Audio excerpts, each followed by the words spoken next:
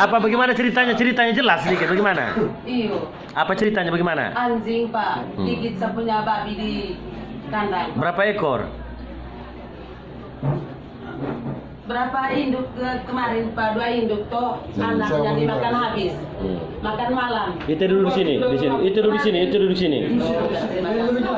Jadi itu babinya itu luka di mana saja? Di telinganya. Di telinga. Iya. Anjing berapa ekor yang gigit? 1. Suruh datang itu babi datang lapor ke sini. Supaya dia tahu. Saya tuannya ke Pak. Siapa yang punya babi? Sapunya. Supaya kita pergi. Tetangga. Ada bawa itu babi ke sini kita pergi visum. Oh iyo. Kita pergi visum puskesmas, lukanya di mana saja. Iyo.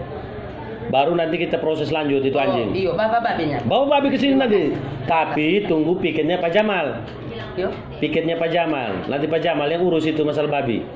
Ada teman yang urus nanti. Kira kapan piketnya Pak itu Pak? Supaya saya bawa babi. Nanti besok.